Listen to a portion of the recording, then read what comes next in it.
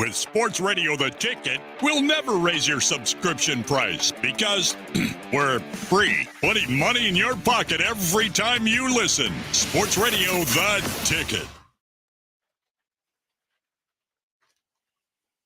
Prater in the Ballgame on a Thursday, 48 hours or so from Boise State, BYU. Let's head to our Fat Guys Fresh Deli hotline and welcome on the commissioner of the Mountain West Conference and a college football playoff management committee member, the fabulous Craig Thompson, giving us some of his time right now. Commissioner, we love bringing you on Idaho Sports Talk. We're going to have a little bit different of a conversation today regarding the topic, but none the same. As always, sir, welcome to Idaho Sports Talk here in Boise. How are you today? I'm good. Good to be with you guys. We're actually coming to Boise tomorrow. We're going to come to the Hall of Fame banquet and see our buddy Gene Blameyer and one of the most decorated athletes in Mountain West history, Emma Bates and others, and then stay for the Cougar game. No, we're going to stay for the Broncos game. There you go. There you go. There we go, Commissioner Thompson. The reason we have you on is, it looks like this upcoming situation, dilemma, whatever it is, between the NFL and the college football playoff and how some of these games and the Sports Broadcasting Act with Congress coming into play. Commissioner Thompson, I guess I'm just going to start you off with this, and you're heavily involved in this thing. What is this big issue coming up between the NFL and college football? Is there going to be room for everybody here? Well, that's a great question, and it's not just college football and the NFL. For the first time since 1947, the World Series went dark on a Sunday. They didn't want to go against Sunday Night Football on NBC, which is, I think, the top-rated TV show in the country. The NFL plays on primarily Thursday and Monday, okay? Now they're going to play on Black Friday. They're going to play on Saturday. College football occasionally plays on a Tuesday or Wednesday with Maction and a couple other sprinkled games perhaps, but primarily Thursday, Friday, Saturday. And so it's unavoidable to butt heads and simply generally there's 4 Saturdays in the month of December. This year's there are 5, but generally there's 4. The first weekend is for conference championships. We've committed to give the 12 teams a week off, so we won't play in week 2, and we come back in week 3. And the argument is, do you go head-to-head with the NFL or not? And then the 4th weekend is New Year's Eve weekend, which is coveted by both the NFL and college football. And so, the calendar, there are just so many days and so many dates that you're going to have to compete against each other. Talking to Mountain West Commissioner Craig Thompson, part of the management committee, CFP, as they explore the college football tournament expansion. 12 teams coming to a television set near you eventually. 18 NFL games, expanded CFP. Commissioner, you just hit it on the head. There's only so much time. Are college football administrators who either by law or by just simple reasoning have always avoided the NFL, are you guys ready to take on the National Football League when it comes to television? Well, that's the question, right? And we've been talking for months now, and early on when the 4-person subcommittee recommended this 12-team model, we said the issue is going to be the schedule. It's going to be, when are we going to play these games in December? And then you compound the college issues with a little thing called exams. Yep. With everybody, both of us, NFL and college football, try to take somewhat of a break around the holidays, around the 25th. I know the NFL does play on the 25th, and it's just a condensed calendar, and there's really no way around it other than starting the season really early and waiting until even before perhaps Labor Day and starting all college football on week 0 a week earlier. But then you get back into the tail end, and it won't be all 12 teams, but it could be 4, it could be 8. You get into January, and classes resume again. And you don't want these kids starting the second semester by being on the road for a week for a college football playoff necessarily. But, you have have to go into January with 12 teams. We all know that the NFL is king when it comes to television. And I'm not just talking about sports television, as you know, all of television. Last year, 75 of the 100 most watched broadcasts on TV were National Football League broadcasts. College football had 6 as well, 81 football games out of the top 100. Is there any way, as you guys do this research and the inevitable clash between the NFL and the CFP, can CFP football games kind of compete with the NFL? One man's opinion, and I've been seeing that a lot lately, but one man's opinion, I don't know how you can avoid it. Quite frankly, again, you're limited to 31 days in the month of December. Some of the issues I just outlined, there's only so many days you can play. And so, Sophie's choice perhaps is, do you go against Thursday and the Amazon, or do you go against, Saturday?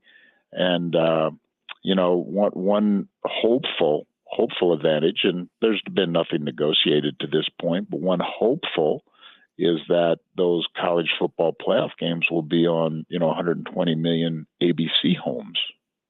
What about the days for, like, let's maybe focus in on the semifinals. I mean, could you play those on a Tuesday, Wednesday, Thursday, or probably don't want to try to avoid that, wouldn't you? Because, you're looking not only the semifinals, but, if it's over a holiday, if it's a New Year's Eve or New Year's Eve Day, that's January 1st, of course, that's a little different. But, if you're talking about opening round games and or quarterfinals, and those opening round games are on campus, you're going to play a game on Tuesday night in Ann Arbor?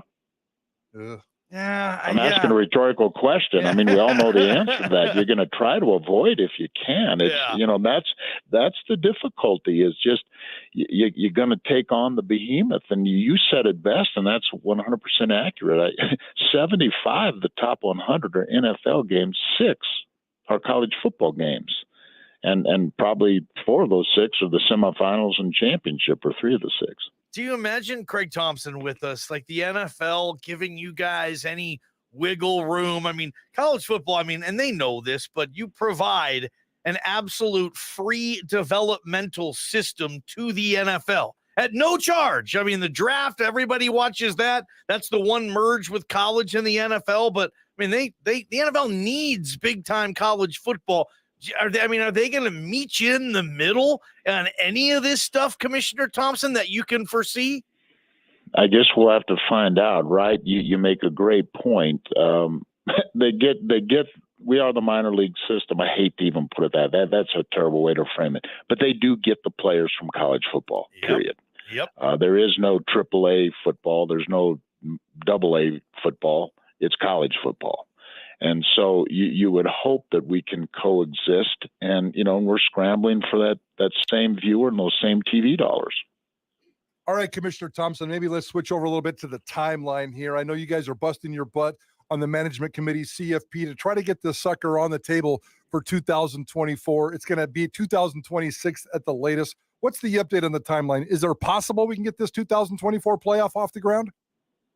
It's possible, but, I've been saying the cliche that the runway's getting shorter. Cities are holding convention hotels and spaces and stadiums and other conventions saying, well, look, I hand in glove or bird in hand, I can give you, the Mary Kay convention if you book it right now, but I'm holding the city and the hotels and stuff and convention space, for CFP. It's getting, the timeline is condensing.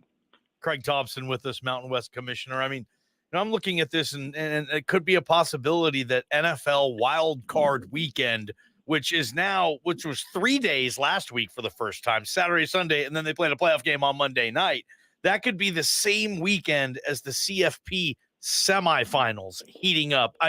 Is that something you think that the NFL and college football both collectively don't want? I know there might be fans out there listening say, hey, that's one hell of a sports day. I get NFL playoffs and college football playoffs on the same day. Honey, I'm not leaving the couch today. But apparently, like from a business standpoint, advertising standpoint, Commissioner Thompson, nobody really wants that in your side of the boardroom here inside?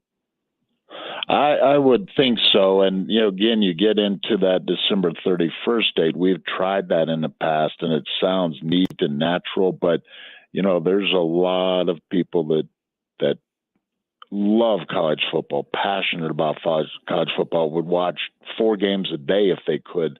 But there's other part saying, it's New Year's Eve. It's December 31st. I'm not real excited about a 8 o'clock college football game. Honey, we're going to this party tonight. Yeah. It's New Year's Eve. Yep. And so 31st is a tough one. Not that we won't, and we haven't played and probably will in the future. But, there's just some certain dates.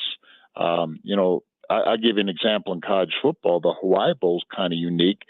That game probably couldn't be played anywhere in the world other than Honolulu on December 24th, right? Okay.